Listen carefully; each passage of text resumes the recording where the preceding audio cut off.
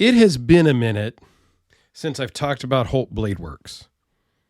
It's been a minute. It's been like a year. Why is that? What does that statement come from? Well, it's been a hot minute. No, it's been like a week. Oh, yeah, I was down there for a minute. No, you were down there for like a month. I don't know. Where do we come up with some of these sayings? That's a different video. Where is that even a video? I don't know. Anyway, my buddy Joseph lent me this Holt Bladeworks Morpheus. Yeah. So I've done videos on the Spectre and the Haptic. I think I was one of the early ones to get a Haptic. My brother got one because he was part of the Holt Bladeworks Facebook group. He was super into them at that time. And so he got one before they came out, kind of thing. And so he sent it to me right away so I could do a video like on it right now. So my Holt Haptic video was out pretty early on in the game. The Spectre, I think, was way late. I've done a few different ones. I will look and see. I don't remember if I have. I think I have a Holt playlist. But if not, I will make one and I will link it at the end. So the Morpheus is kind of like a morph between the Spectre blade and the Haptic handle. Now, I don't have a Spectre here or a Haptic here. I used to own a Spectre, and then I sold it. They were super crazy hype. Crazy hype. Like, they were like an $800 knife that was selling for, and let's just zoom in and give you guys a close-up of this while I ramble for a minute. They were like an $850 knife that were selling for $1,600, $1,800, $2,000. Even kind of the generic, like, normal builds. See if I get this thing to focus for you. So this one has like a near mirror polish blade, I guess they call it. It is double anode and burnished with gold and blue. So depending on how it hits the light, it looks gold or blue. Same with the hardware. The hardware is anode blue, but kind of it's crazy. It's color changing, shifting. It's pretty cool.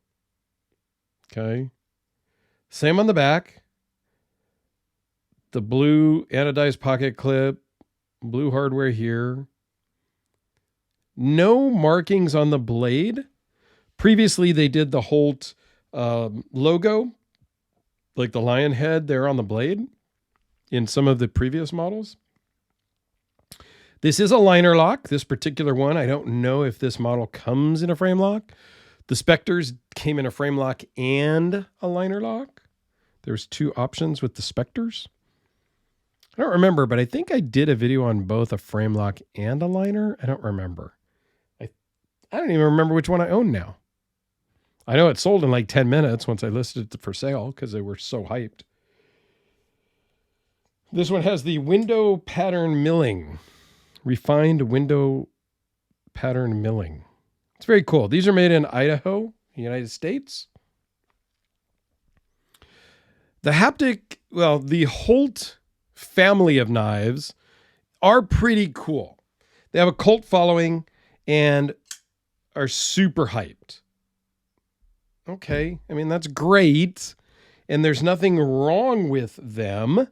But do they deserve the hype? Should we hype knives? I don't know. That's a whole different discussion topic that maybe I will bring up with Alex on the EDC hour with Dirk and Alex. Shameless little plug there. I will put a link to our other live streaming channel in the description down below.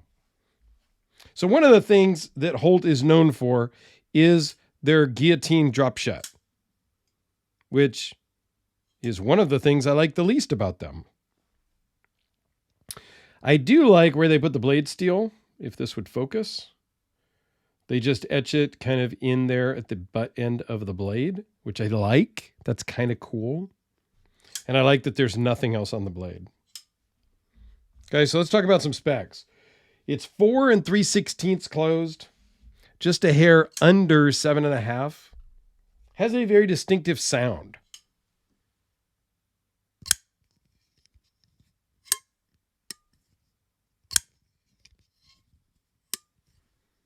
I put it up next to the mic to see if that's how that comes out. I'll listen to it.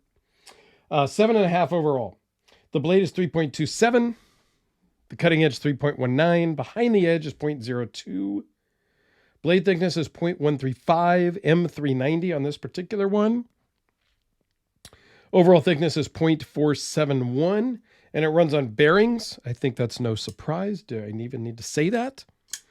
And it weighs in at 3.8 ounces. So it's light, but it feels good in the hand. It rides well in the pocket. Rides very much like the Haptic and the Spectre.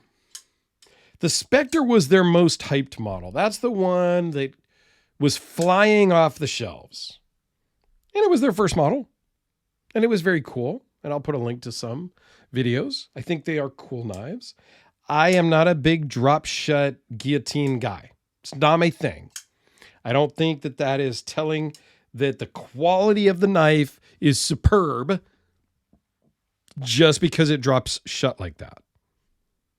It's an indicator, but I prefer something a little slower, that's more controlled, if you will.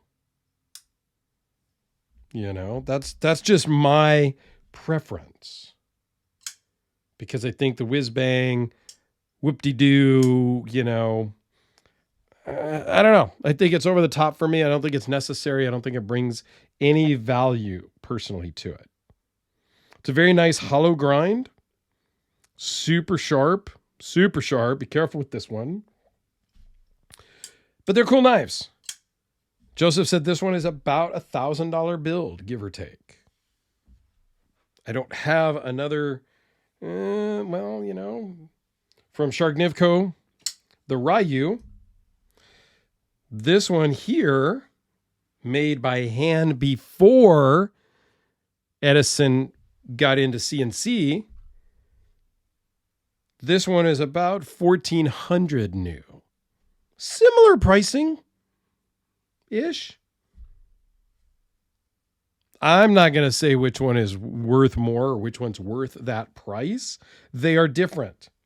Frame lock, liner lock, crazy milling, crazy action, raw titanium. Now this came black originally. The previous owner Scotch Brighted all that off. Also runs on bearings, but has a much more controlled action. And it's different. It's bigger, it's thicker, it's, you know, it's a different knife. So it's not a good comparison, but it's just what you can get out there for that similar-ish price. Since I pulled out the VC Edge interface, these new in their standard configurations are in that $850, $900 range. This one with the Timascus and the Damasteel and the fancy cutout and all that, quite a bit more. I have a video on that where I talk about that. Here it is next to the Hellraiser P series. Something in that $300 range.